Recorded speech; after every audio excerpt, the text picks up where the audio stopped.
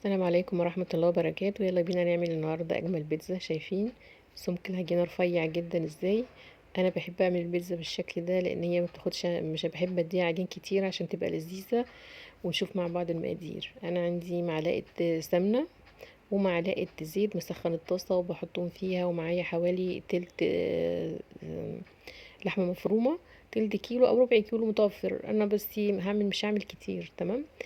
بقلب. على فكرة الربع كيلو او التلت كيلو لحمة ده ممكن يعمل لك صينيتين كبار او ثلاثة على حسب كمية اللحمة اللي انت بتحطيها في الصينية. ببتدي افروك اللحمة بالشكل ده بالمعلقة وافرفضها يعني، وابتدي اخليها تفك التكتلات بتاعتها، علشان لو سبتها كده هتحسي انها لازقة في بعضها. افضل معاها على طول اقلب بالشكل ده لحد ما تختفي كل التكتلات. طبعا بص اللحمة لما بتفرد لونها يتغير كده، بتنزل المية بتاعتها او السوائل اللي فيها. فانا عايزة السوائل دي تختفي عشان اضيف بقية المقادير. فانا بقلب فيها. وبعد كده اغطيها حوالي 5 دقايق بس، تكون مغطية عليها. وبعد كده هيبتدي نبصوا الشكل معايا اختفت السوائل. هضيف بعد كده بصلتين عندي انا فرماهم، او اقطعهم زي ما انتي حابه عشان مبقاش كتير البصل باين في اللحمه، فانا بفرمهم كويس.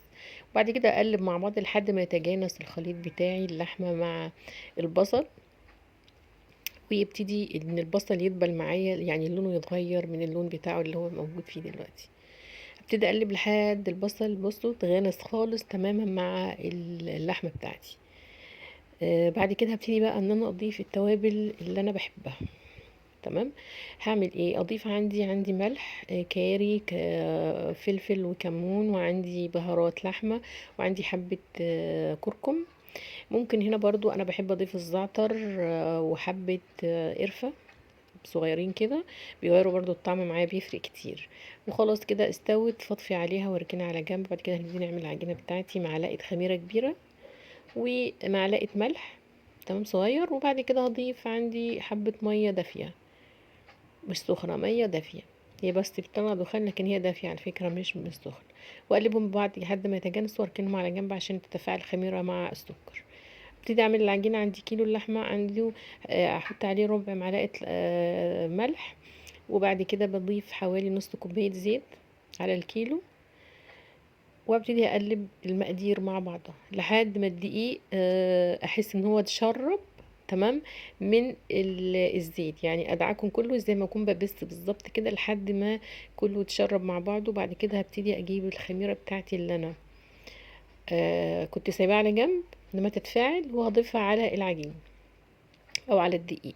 وفي نفس الكوبايه دي هحط فيها ميه، هملاها ميه دافيه برضو دافيه. تمام. وهضيفها على الدقيق وابتدي ان انا اقلب كل المقادير دي لحد ما تتجانس. لما حسيت ان انا ملزقه اضيف حبه دقيق بسيطه بين صوابعي، وافضل اقلب فيها لحد ما ابص في ايدي ما الاقيش العجينه خلاص ثابت. يبقى كده تمام، العجينه بتاعتي مية مية. اغطيها واسيبها في مكان تتخمر.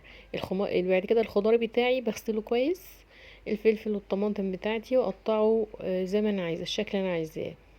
انا عاملاه مكعبات. وبعد كده ابتدي افرد العجينه بتاعتي على السطح الرخامه بتاعتي حبه دقيق، وابتدي افردها بالنشابه او بالمردانه بتاعتي كويس. انا عايزاها سمك رفيع جدا زي ما انا وريتكم، انا عايزاها رفيعه قوي. هبتدي افردها كويس جدا، او ممكن افردها في الصينيه بس المردانه هتديني السمك اللي انا محتاجاه. بعد ما اخلص الفرد هبتدي ان انا ارش الصينيه بتاعتي حبه دقيق بسيطه جدا، وافرد العجينه بتاعتي او اللي انا فردتها على الرخامه في الصينيه، بحيث انها كل الصينيه تبقى متغطيه. معلقتين صلصه، او ممكن تستغني عن الصلصه في المرحله دي، وانتي برضو مش هتفرق في الطعم كتير. وبعد كده هبتدي احط اللحمه اللي انا عصقتها على العجينة بتاعتي في الصينية، بحيث ان انا اغطي كل المساحة الموجودة عندي في الصينية باللحمة المفرومة اللي انا عصقتها. انتي برضو بتتحكمي في كمية اللحمة اللي انتي بتحطيها، بس بحيث ان انا افرد كل الصينية باللحمة. تمام زي ما احنا شايفين كده، كمية مظبوطة. تمام. بس بعد كده هبتدي بقى اضيف الخضار اللي انا قطعته. طبعا الخضار بتاعي ممكن اضيف فلفل حامي، ماشي. ممكن في ناس ما بتحبش الخضار، ممكن تحطي على طول الجبن بتاعتك اللي انت هتضيفيها، مش شرط خضار، زي ما انت عايزه برضو. في ناس بتحب تعملها برضو من غير لحمه، بتحب بس خضار وجبن. برضو دي ترجع لك، دي اذواق. في ناس بتعملها بدل اللحمه تحطي تونه، براحتك برضو، دي حاجه راجعه لذوقك. اهم حاجه اللي انت بتحبيه تضيفيه او الموجود عندك في التلاجة. تمام. بفرد الخضار كويس جدا، الخضار كله على اللحمه، واضغط بس ضغطه بسيطه عشان تثبت أو في بعضها وتمسك في بعضها. وبعدين الاضافه اللي بضيفها بحط حبه بيضه.